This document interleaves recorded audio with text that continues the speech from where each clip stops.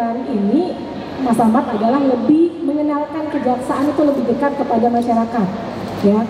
Jadi ini adalah momen bagi kami untuk mengenalkan tugas tersebut pada masyarakat. Jadi masyarakat yang memang memerlukan ilmu, memerlukan informasi tentang hukum, itu silakan datang ke kami.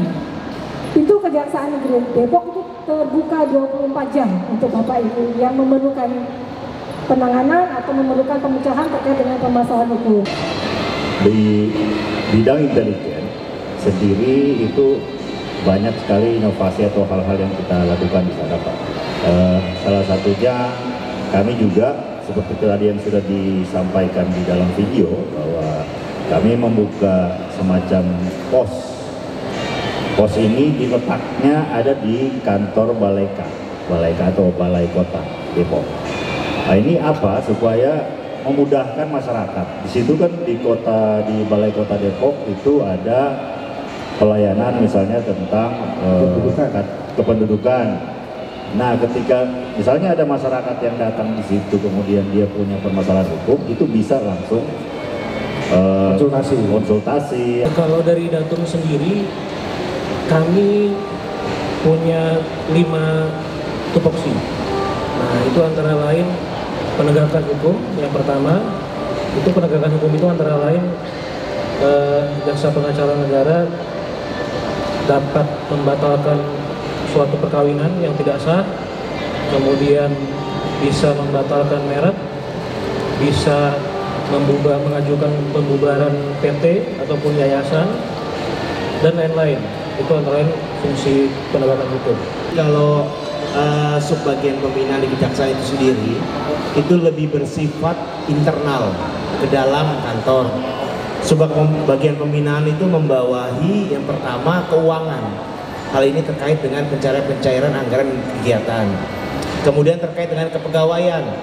Hal ini terkait dengan peningkatan kapasitas maupun kapabilitas dari pegawai-pegawai di kejaksaan. Kemudian membawahi juga perlengkapan.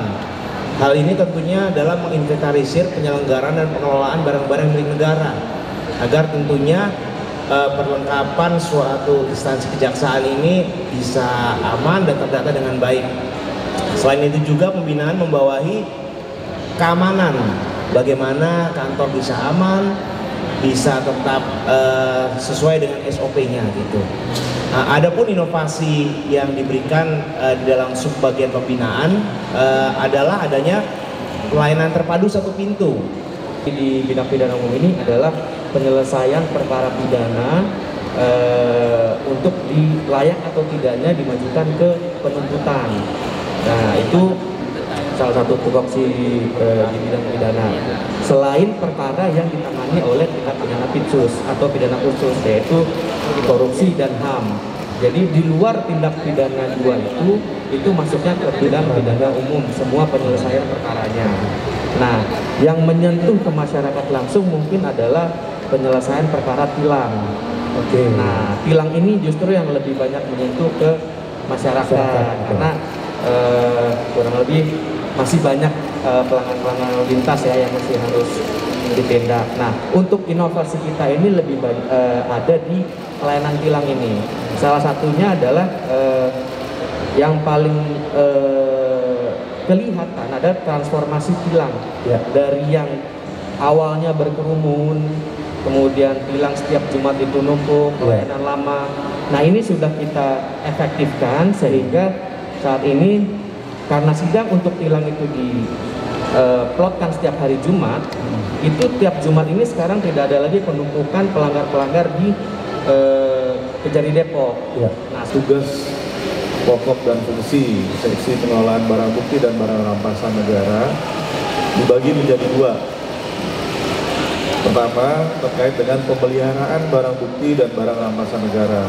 Ini pemeliharaan ini kita lakukan setiap kegiatan rutin kita lakukan dengan memelihara barang bukti, di mana barang bukti yang kita terima dari penyidik kepada jaksa, nah kita pelihara, kita rawat, nah, kondisinya biar tetap hidup, tetap kondisi yang baik, tidak berubah.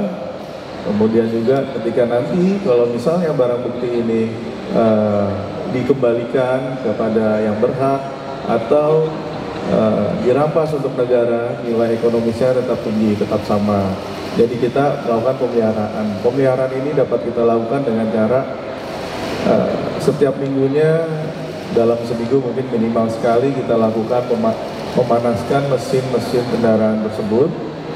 Kemudian seminggu sekali atau sebulan 2 kali kita lakukan pencucian terhadap barang bukti tersebut.